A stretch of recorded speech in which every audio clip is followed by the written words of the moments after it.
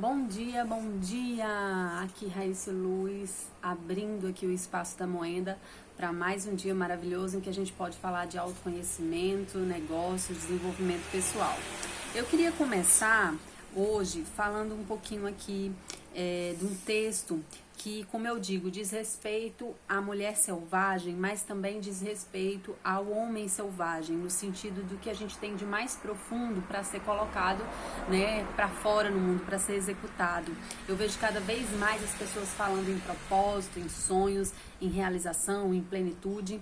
Então, nesse sentido, o autoconhecimento traz essa base para que a gente se reconheça e realmente, ao invés de só absorver os sonhos do mundo, o que o mundo deseja de nós, o que o que os outros acham que devemos fazer, nós mesmos sabermos, né, que caminho a gente deve tomar. Então, nesse mergulho na nossa alma selvagem, tem uma parte aqui que eu gostaria de ler para vocês, que eu sempre uso aqui como ferramenta de autoconhecimento, né? Porque tem uma base psicanalítica muito forte, que é o livro Mulheres que Correm com os Lobos. Quem acompanha a Moenda Luz também já sabe que é uma base para nós. Então diz assim, né, na página 73 é o capítulo da iniciação, né? Fala sobre o princípio da iniciação. É nesse tipo de urbanização psíquica que a mulher selvagem brilha, né? A mulher ou o homem selvagem. Ela ou ele, eu estou colocando aqui nos dois gêneros, não tem medo da treva mais profunda, pois na realidade consegue ver no escuro. Ela não tem medo de vísceras, dejetos, podridão, fedor, sangue, ossos frios, moças moribundas e maridos assassinos. Ela tem condições de ver tudo, de suportar tudo, de ajudar.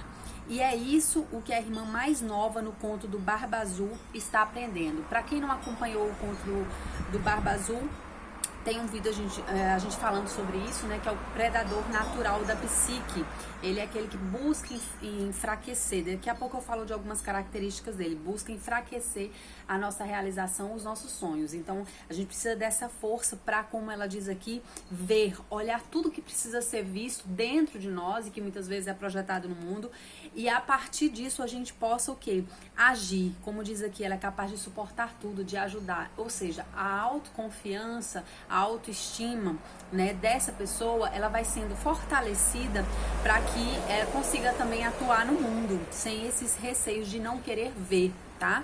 Que é uma das repressões que acontecem na nossa psique quando a gente vai para uma terapia, aquilo deságua, né? Muitas vezes abre-se um portal também ali de visualizar coisas que antes ela não via, mas nada mais é do que essa abertura do nosso terceiro olho de querer ver, de querer realmente se transformar. Os esqueletos na câmara, porque tem, né, no conto ele fala de um espaço onde há um lugar de, vamos dizer, mortalidade que existe em nós, né, aquele lugar onde a gente coloca a sujeirinha por debaixo do pano, comumente a gente diz a sujeira por debaixo do tapete. Os esqueletos na câmara representam, sob a ótica mais positiva, a força indestrutível do feminino. Arquetipicamente, os ossos representam aquilo que não pode nunca ser destruído. A simbologia dos ossos nas histórias revela essencialmente que existe algo na psique que é difícil de destruir. Nosso único bem que é difícil de destruir é a nossa alma. Então eu trouxe essa partezinha do conto só pra gente refletir o quanto é importante a gente realmente se guiar, né, a partir da nossa alma. Tem um comando no Theta Healing quando a gente está um pouco confuso de saber com base em que ou em quem, nas histórias familiares, ou a partir de que a gente está sendo guiado, a gente está tomando atitudes, que é se perguntar num estado de concentração e ao mesmo tempo relaxamento, se perguntar de quem é isso, né? A quem pertence isso? Porque isso dá um norte pra gente de guia e de centramento, né, da nossa alma, nosso leme, né, nosso direcionamento. E ele diz uma dica, assim, da forma como a gente deve lidar com esse predador para a realização dos nossos sonhos, que é, em vez de insultar o predador da psique, ou em vez de fugir dele, nós fazemos o quê? o desarmamos. Conseguimos esse feito não nos permitindo pensamentos discordantes, olha a importância do controle dos nossos pensamentos a respeito da vida da nossa alma e especialmente do nosso valor. Capturamos os pensamentos nocivos antes que eles cresçam o suficiente para nos prejudicar e destruirmos. Desarmamos o predador ao enfrentar suas inventivas com a proteção das nossas próprias verdades. Aí ela dá um exemplo do predador que eu ouço bastante, por exemplo, né, quando vem uma cliente aqui em atendimento, que a gente pergunta, tá, vamos analisar aqui o que você traz nesse seu campo desse seu auto-olhar, né? Como você se vê, como é a sua auto-percepção. E a pessoa diz, eu nunca termino nada, geralmente vem acompanhado por uma reclamação, né? Você não termina o que começa, ou você procrastina, ou você isso, ou seja, né? Numa visão sempre de críticas, né? Não é que você não deva olhar para aquilo que acontece com você, mas é que as críticas, elas não contribuem para que você tome uma ação. Ao invés de você dizer, eu não termino o que começo, você pode dizer, sim, eu termino sim, muitas coisas eu termino, né? Pode ser que algumas eu não tenha terminado. Então a gente enfraquece, como ela diz, os ataques desse predador natural, levando a sério somente o que for verdade, né? No quantitativo que for verdade, na medida que for verdade, no que ele disser, no que ele me trouxer, né? Lembrando que isso é nosso próprio diálogo interior, nossa própria psique.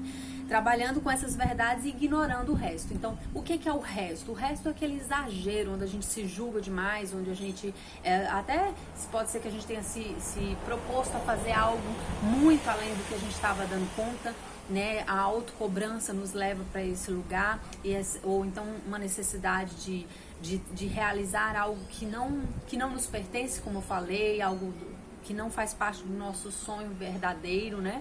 Então, a gente precisa realmente questionar, porque o questionamento ele traz essa base de consciência para a gente conseguir agir, tá certo? E a gente deixa de ter uma psique vulnerável, tá? Então, com tanta informação que tem hoje, né, vem através da internet, também vem dos amigos, da família, é importante um investimento no autoconhecimento, porque traz essa noção, essa razão de si e essa também capacidade de perceber o que é nosso, o que não é, e a partir disso tomar decisões, né?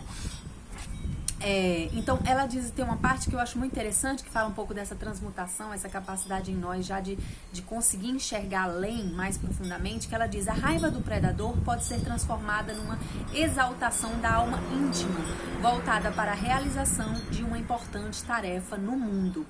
A astúcia do predador pode ser usada para investigar e compreender as coisas de forma distanciada, né? A gente sempre fala aqui do fenômeno da não identificação.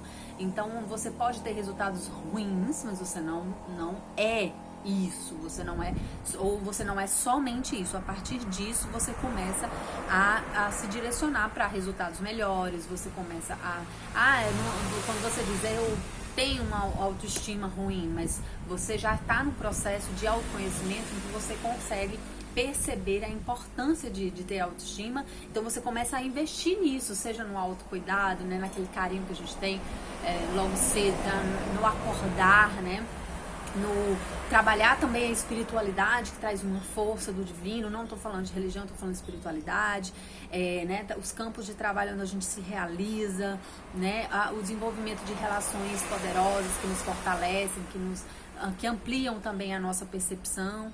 Então, ela diz assim, a natureza assassina do predador pode ser usada para erradicar o que deve realmente morrer na vida de uma mulher ou de um homem, ou as coisas para as quais ela precisa morrer na sua vida exterior, sendo essas coisas diferentes conforme a ocasião. Então, a partir dessas histórias, a Clarissa traz um desenvolvimento, um movimento à vida interior, que é a nossa base de autoconhecimento, né?